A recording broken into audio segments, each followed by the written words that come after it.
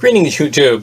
Today I'll be looking at a DK book, James Bond, The Secret World of 007, and my camera just tried to focus on his face. That makes me smile. I picked this up at a thrift shop. I think I paid all of $1 for it. Alright, we have the Bond Dossier. The License to Kill, and what that means. One of the original actual real-world spy, the Fairbairn Sykes dagger. Some of the more somewhat realistic devices. Then we have a little, little TNA in here. What book doesn't need that? Talking about the Bond girls. Then we have the Service, which is supposed to be showing off some of the actual members of the MI6 program. And of course, the Wizard of MI6. Isn't he just awesome? Q has just come up with such wonderful devices and gadgets over the years. And he has been sorely missed. Then we have the World of Spies, talking about some of the opponents that Bond has faced over the years. And there's Blofeld. And there's, I guess, is that the original Blofeld? And that was the, or who's the original? He might have been the original. But yeah, there have been a number of actors playing Blofeld, because Blofeld is known for changing his face on a regular basis. So the fact that different actors play him really isn't a problem. And we have the original Dr. No, who was quite an interesting character. And this was a semi-serious film, and it was over the top, but it wasn't completely 100% unbelievable. From Russia with Love, and again, still in the realm of almost making sense. These were both kind of almost in the Jason Bourne vibe. I love this. Who didn't love this briefcase with all the little gadgets and things in it that for your, for survival and under. And this is the AR-7's a real weapon, by the way. I always wanted one of those. I never got one. Then Goldfinger, and Goldfinger is pretty much where things started to go off the rails. Things got a little more over the top, though. This guy was awesome, and that hat was really, really cool. And one of the classic Bond mobiles. There's the Operation Grand Slam, which was the breaking into Fort Knox. Then we get the Thunderball, and Thunderball is where things went completely off the rails, and you went into complete and utter fantasy land.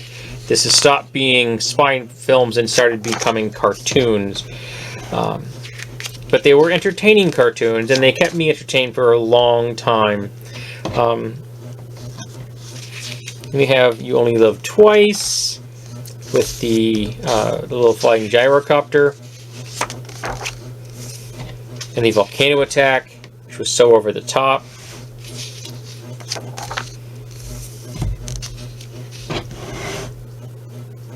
Her Majesty's Secret Service, which is one of my favorite of the early films, because I really liked the actor that played the Bond in this one, because he made me think that there were actual emotional connections in his world, as neither Moore or Sean Connery did.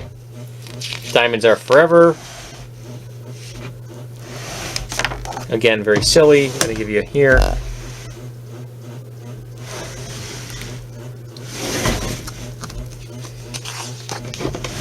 Live and Let Die. Again, things are very silly here. I mean, people are running across the backs of alligators, rather. Faux voodoo practices. A lot of racism.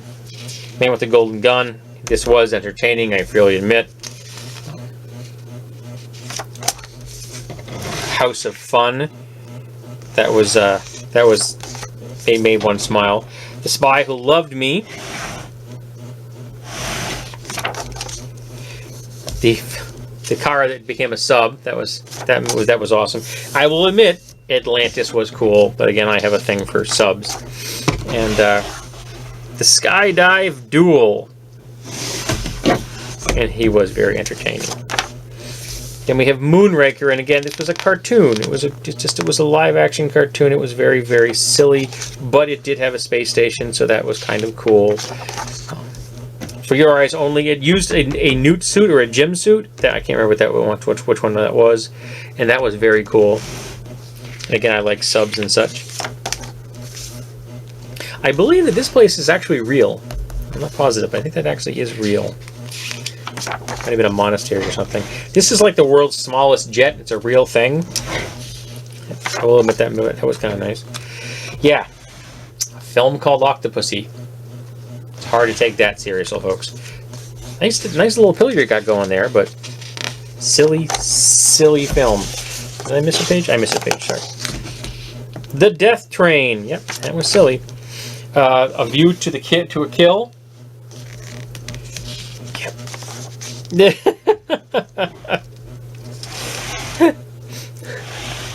More silliness. Yes, The Living Daylights, where they rode the case of a cello down a mountainside. If you ever get a chance to listen to the commentary tracks of these films, where the directors all try to convince you how serious and wonderfully realistic these things are, it's a hoot. It's also really sexist. Then we have a souped-up vehicle with skis. What vehicle doesn't need skis? Havoc on Ice, which is used to skis. Then we have a License to Kill, which a guy with his pet iguana, which are actually quite dangerous. I have a friend that has a scar from a pet iguana. Tanker Chase, which was well done stunts, but it didn't make a lot of sense. GoldenEye, and again, very cartoonish. Bad Chemistry. Downhill Race. Fancy, expensive cars. Who doesn't need fancy, expensive cars, right? Tomorrow Never Dies. Yeah. Very, very silly. Lost at Sea. Remote-controlled vehicle. Yep. I'll admit, he did look good like that. For the Halo jump. That was a cool ship based on a real stealth design. So I will admit, they used a real stealth design there, and it was kind of cool. The World Is Not Enough. More silly, cartoonish things. Cool little boat, which I believe is real. I'm not positive. The Q-boat. Yeah. The Parahawks. They were a little silly. More really fancy, high-tech cars, which are based off of real things. Extended commercials. A torture device, because who doesn't need a torture device in their home? And the Citadel was kind of cool. All that. And then they talk about the movies in general, the productions, all the stats of the different films, like who did them and things. This is all information you can pick up on IMDb.